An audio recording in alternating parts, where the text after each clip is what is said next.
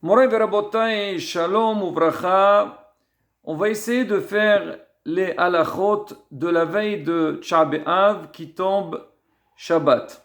En règle générale, quand ça tombe la semaine, il y a énormément de restrictions, mais quand ça tombe Shabbat, c'est différent.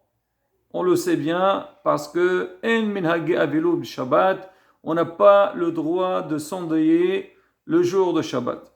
On va déjà commencer depuis le vendredi.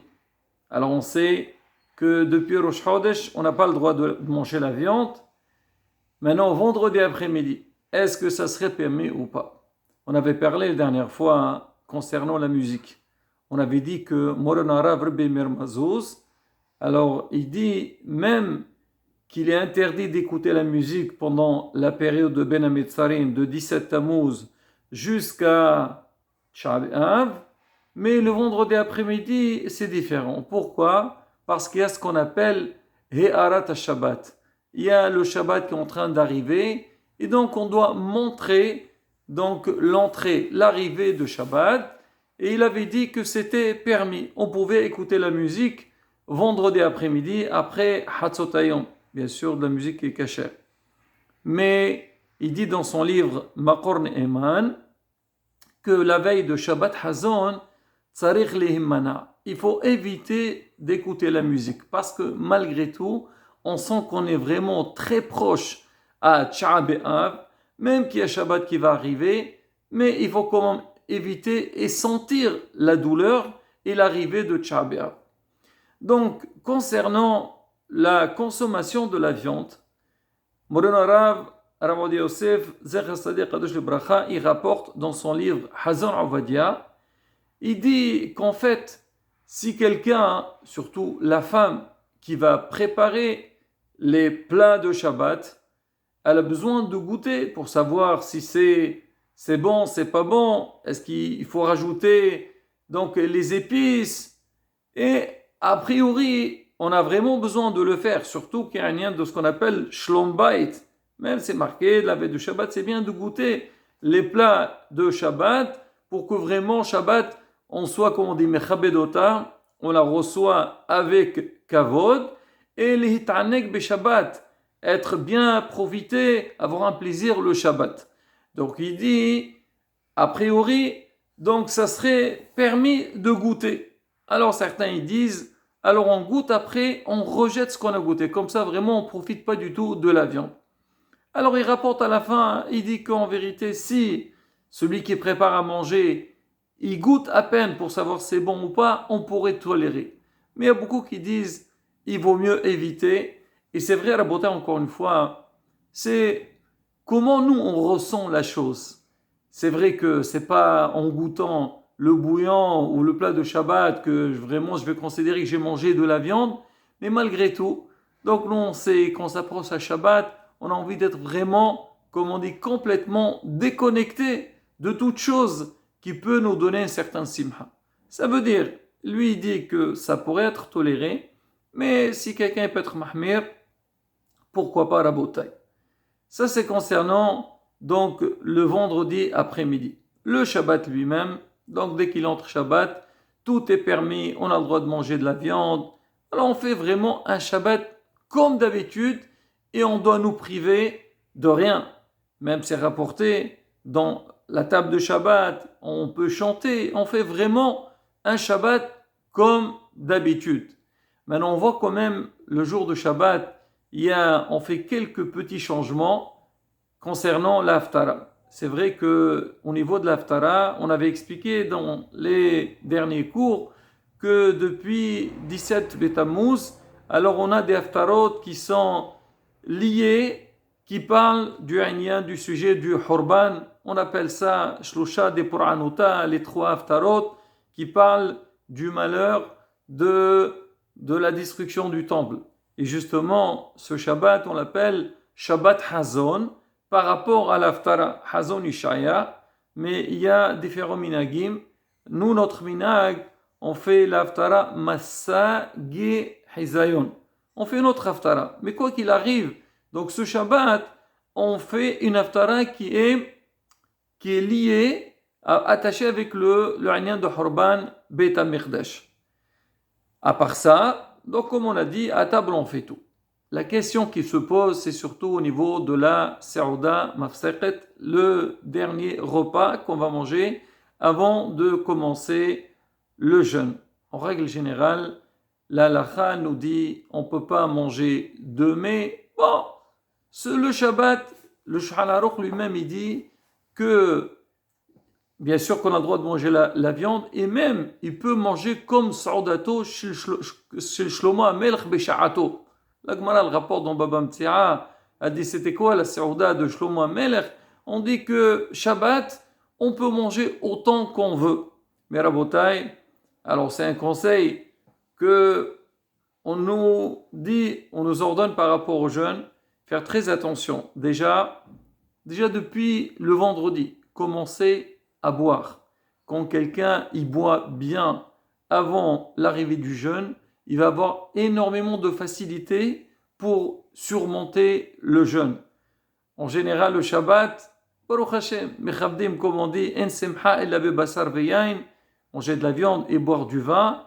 Et en général, on profite, on se permet de boire du vin le Shabbat, mais ce Shabbat, même que c'est toléré, il faut, comme on dit, boire avec modération et faire attention, parce que si on boit beaucoup ou on mange trop de salé, ça peut, Hazve Shalom, nous déranger pendant le jour du jeûne. On boit, mais on fait attention. Pareil aussi pour manger, on mange ce qu'on veut, mais c'est rapporté que surtout la dernière Saouda, il ne faut pas se bourrer, trop manger, parce que, Hazve Shalom, ça peut déranger pendant le jeûne. Mais au niveau du Issour, il n'y a aucune interdiction, tout est permis. On mange à table, et même si on a envie de chanter pendant ce des chéchites, ça ne pose pas de problème. Jusqu'à quelle heure on peut manger? On peut manger jusqu'à la shkia. Une fois que la shkia, le coucher du soleil est arrivé, on arrête de boire et manger. Et aussi, on fera attention de ne pas aussi laver nos mains, parce qu'on sait que le jour de Tcha B'Av, on n'a pas le droit de faire ni Tiyamam ni Tiyadaim. On fait seulement jusqu'à Rashi Etzba'ot, jusqu'ici Rabotai, donc on ne fait pas toute la main. Alors c'est pareil aussi quand on arrive à la Shki'a, alors on ne se lave pas les mains, mais au niveau des chaussures, on peut les garder jusqu'à la sortie des étoiles. Une fois qu'on est arrivé à la sortie des étoiles, on enlève les chaussures de Shabbat, de cuir, et on mettra des chaussures donc, qui sont tolérées le jour de Tisha B'Av.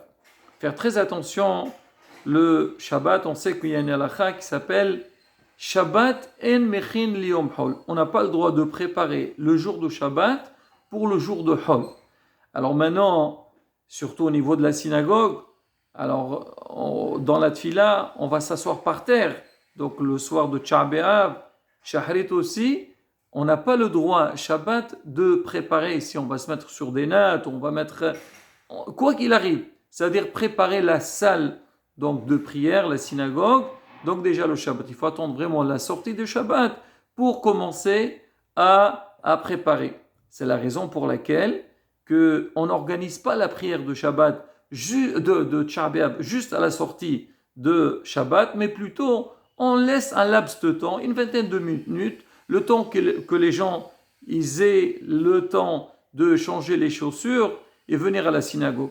Maintenant, concernant notre habillement Rabotai, alors déjà, il faut savoir qu'on n'a pas le droit de porter des habits qu'on a lavés et on ne les a pas portés. Ça, c'était la halakha qu'on avait dit pour Shavua Shehalbo, pour ceux qui commencent déjà depuis Rosh Chodesh Av, mais même ceux qui font Shavua Shehalbo, et donc la semaine passée, ils ont mis les habits qui étaient lavés, mais samedi soir, ils n'ont pas le droit de mettre des habits qu'ils ont lavés et qu'ils ne les ont pas mis. Maintenant, est-ce qu'on peut garder les habits de Shabbat? Si on a des habits donc, qui ne sont pas shabbatiques, qu'on a déjà portés et qui sont propres, alors pourquoi pas? Mais sinon, on reste donc avec nos habits de Shabbat. Je précise que dans la tfila de Minha, de Shabbat, on ne fait pas sitqatra. C'est comme chaque fois qu'il y a le lendemain, on ne fait pas tahanout, on ne fait pas cette ratra. Parce qu'on dit que Tcha B'Av, il est considéré qara alay mu'ayd. Bezrat Hashem, ça sera un jour de fête pour la Missa avec la reconstruction du Beth Amirdash. Maintenant, au niveau de l'Avdallah, on n'a pas le droit de faire l'Avdallah parce que c'est un jour de jeûne. Dans la prière, on fait Atahonantano et après la Tfila, on fera la bracha de Boré Meoré Ha'esh, mais la bracha sur le vin, on la laissera à la sortie de Tcha B'Av. On fera l'Avdallah sur le vin, mais on ne fera pas la bracha de Bessamim et Boré Meoré Ha'esh, parce que Boré Bessamim en général c'est la sortie de Shabbat, mais sortie de Shabbat on n'a pas fait parce que c'est Tcha B'Av et on ne sent pas une bonne odeur parce qu'on est triste pour la destruction du temple. Boré Meoré Ha'esh, on le fera samedi soir. Donc la sortie de Tcha B'Av, on fera l'Avdallah sur le vin, la bracha boré peragefn et un mavdé ben shehol. C'est tout. Maintenant, pour les personnes qui sont malades et qui sont obligées de manger, là aussi Rabotai, il y a pas mal de halachot à connaître pour savoir quand on est dispensé, il ne faut pas jeûner. Et quand on doit jeûner, il ne faut pas se dire non, moi je ne peux pas, je suis malade. Non, il faut consulter son médecin et son rave pour avoir donc soit l'autorisation pour manger, ou sinon pour savoir que Béhémet, on est obligé de jeûner. Alors les personnes qui vont manger donc pendant Tcha B'Av, ils doivent faire l'Avdallah. Un qaradin, il peut faire même sur le vin ou le jus de raisin, mais on conseille de faire par exemple sur la bière. Là la bière c'est pas comme le vin, et ils font l'Avdallah. Donc normal, bien sûr, ils font pas les Bessamim parce qu'ils sont concernés comme tout le monde. Voilà Rabotai, donc les halachot qui sont liés avec le Shabbat, Motzai Shabbat par rapport à Tcha B'Av, et Bezrat Hashem, on fera un autre cours pour parler sur les restrictions de Tcha B'Av et aussi par rapport à la sortie de Tcha B'Av, parce qu'il y a aussi des halachot qu'on a besoin de connaître. Hizkou Yimsou, Shabbat, Shalom, Umvorach.